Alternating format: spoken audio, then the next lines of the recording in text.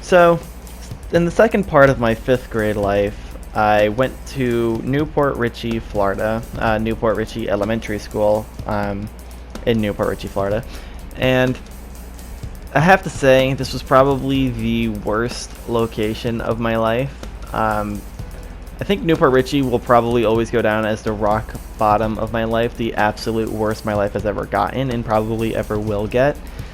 I never want to go back there. All in all, it's a pretty solid town. The town itself is fine. It's just the people. Oh god, the people. And the circumstances didn't help either of the reason why I was there. It's just all kind of collected up together as just a really terrible situation for me.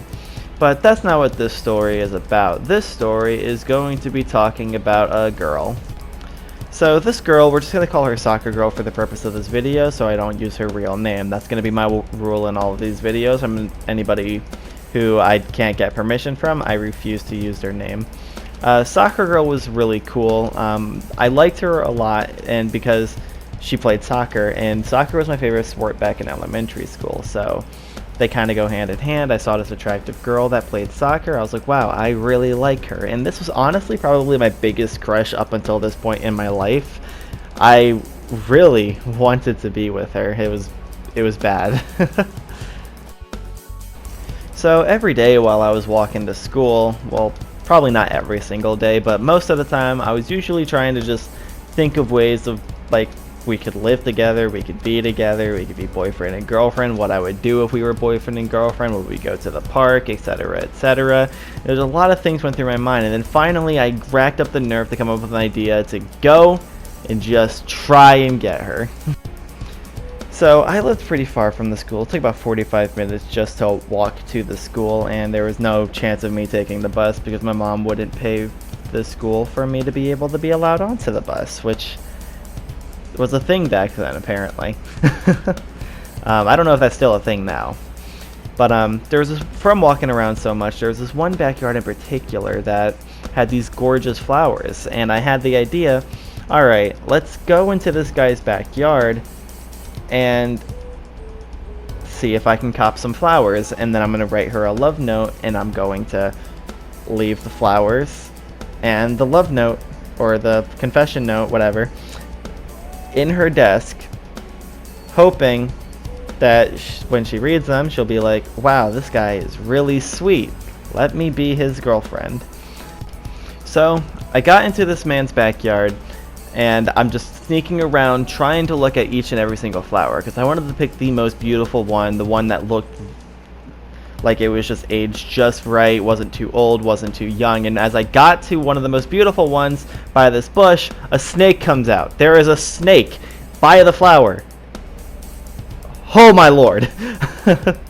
However, I did not bring myself to chicken out. I overcame my fear, and I literally, like, I could have done this a lot smarter, but I darted straight forward, grabbed the flower, yoinked it up, and I just ran as fast as I could. The snake didn't bite me or anything. I overcame my fear of snakes for a little bit there, and I wanted the flower. I wanted to do this for her. I wanted Soccer Girl that bad. And I was very proud of myself. I was like, whoa, I did it. So I got to the school hella early. Like, I got to the school like 30 minutes early because I woke up really early to do this because I had that long walk ahead of me, and I was taking this long detour. So I did it, and I couldn't wait to see her reaction. And eventually she came into the classroom and she sat down with her friend, and she didn't notice the flower at first. I was just watching her, like, look down, it's right there at your desk, please just look down. And eventually I ended up getting one of my friends to go over and be like, hey, there's a flower in your desk. And that worked. She looked down and she saw the flower. So once she saw the flower, she saw the love note, and she started reading the note and everything. And after reading the note, she looks over her shoulder at me, laughs, looks back at the flower, and just like any other normal person would do, she destroys the flower.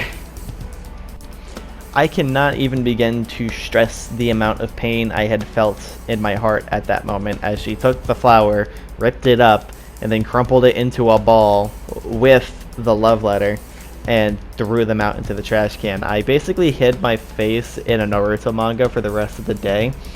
And honestly, looking back on it, like, I can't entirely blame her. Because I was not an attractive kid, and also anime and mangas, they were typically frowned upon by a lot of people. They were not a norm or anything like that back in the day. So honestly, dating me probably would have made her a target for the bullying as well. And frankly, I did only have a crush on her for the fact that she was attractive and played soccer. Granted, I didn't know anything else about her, that's the thing. I didn't really know a lot about her, and in the end, it was only a crush. So, things with Soccer Girl didn't work out, and then I graduated, moved on to 6th grade, and in 6th grade, I ended up moving back up to New Jersey, where a lot of other stories of my life take place. So that's going to be it for today's video. Thank you everybody so much for tuning in. I hope to see you guys again in the future. And until then, deuces gooses.